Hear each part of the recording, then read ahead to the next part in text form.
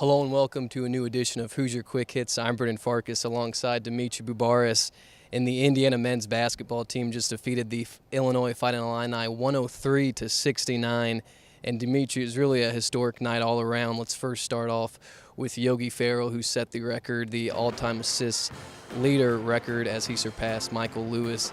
Just kind of talk about the historic aspect behind Yogi and his play tonight as well.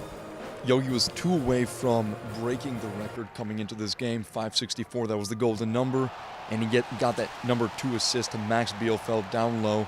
That was the record setter. He would go on and have 7 more assists, finished with 16 points on top of the 9 assists. Just a phenomenal game for Yogi. He is truly embodied what playing 4 years at Indiana is about. And this is the 11th straight win. These Hoosiers are hot. Consider this one a statement game. I mean, they cracked the top 25 for the first time in a couple weeks. They're 23, as high up as 23 in the coaches' poll, and they get a huge and emphatic win over the Illini. Yeah, and it was also cool to see Tom Crean kind of raise Yogi Ferrell's arm as he checked out of the game one last time tonight. Great moment there. Because he set a record. And it wasn't because we won the game. It wasn't because it was a chance. We'll honor him, the right way. But it was a chance. I've done that a couple of times with guys hit their 1,000th point. I just think it's my chance to show them that we wouldn't be there without them.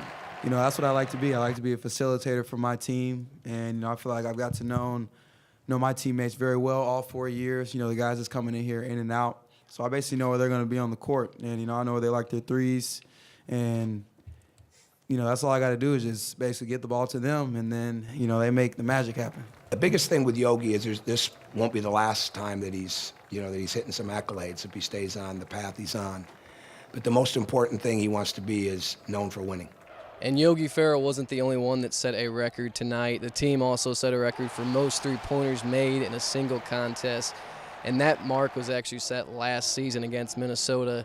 Just seemed like everything was going in. Even Max Bielfeldt hit some tonight. Just kind of talk about the performance from behind the arc. Brandon, everyone was getting in on the action. 4 Hoosiers finished with double-digit points.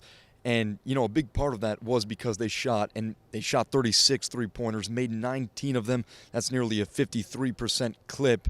And what makes this even more impressive is that everyone was getting in on the action. There was a point when the Hoosiers were only leading by 1, 22-21 in the first half. They go on a massive run to finish out the half, 20-4. And, the rest, you just take a look at the final box score, and you can pretty much come to the conclusion that everyone else will be able to. The Hoosiers just flat out beat down the Illini in every sense of the word. That's going to be a tough bus ride back to Champaign. Yeah, definitely, and it's cool to see Max Bielfeldt, the transfer from Michigan, really getting involved, and I didn't know he could shoot from 3 that well. It's not like we come out and that's our game plan is just to shoot threes. We just shoot the open shots.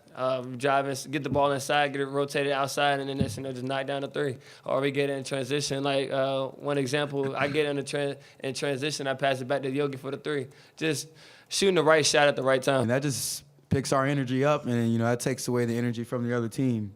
We're just moving the ball around, sharing it, and those guys go on spurts like that. It just shows what we can do as a team and our capability. When you put up 103 points, especially in Big Ten play, you're going to have to ask a lot from your bench, not to mention James Blackman Jr., who was recently injured, who scores a lot of points for this IU team, not playing tonight. Will be out likely the rest of the season. But what was working so well for the bench players tonight? Well, they were getting spacing, and you look at Max Bielfeldt, he finished with 16 points. Nick Zeislov finished with 9 points. And OG Anunoby, man, can that guy jump out of the gym. He finished with 9 as well. When you put up 103, like you mentioned, you need the bench to contribute, and that's exactly what they did. Bielfeldt at one point came into the game, scored 10 points, checked right back out. That is a productive plus-minus. And on top of that, OG Anunoby in transition. If you didn't think this guy was an athlete, you should have watched this game. A lot of people are saying that he's got shades of Victor Oladipo in him. Yeah, that's for sure. OG Anunoby, he may not be the Tim Priller fan favorite, but he's definitely up there. You definitely heard the fans cheering OG throughout the game.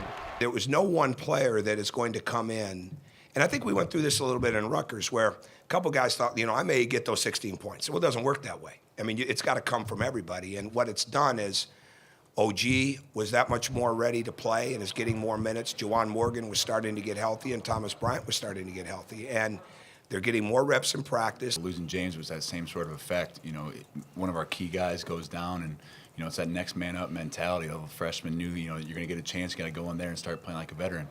And I think, you know, so far we've seen some big things out of our young guys, and everyone that stepped up is stepping up really well. And in the post-game press conference, Coach Tom Crean was asked about the absence of James Blackman Jr. and whether or not this IU team is more defensive-oriented without him on the court. What was your biggest takeaway on what Tom Crean was telling the media during that response? Well, Crean was quick to knock down any assumptions that the Hoosiers are better without James Blackman Jr. on the court, and rightfully so. That's what you'd expect from a head coach defending his players. But you could build an argument for the contrary if you look at the last 6 games as an indicator for how the Hoosiers have been playing on the offensive and defensive side of the ball. It's been significantly more fluid. Definitely. Something has definitely started to click since their last loss in December. It's been now 11 straight games that the Hoosiers have won. Well, we'll continue to coverage the IU basketball team as they continue Big Ten play their next game against Northwestern here at Assembly Hall. That's a noon tip-off, and we will be there for that. But for tonight, the Hoosiers defeating the Fighting Illini again, 103-69. For Dimitris Bubaris, I'm Farkas. Thanks for watching.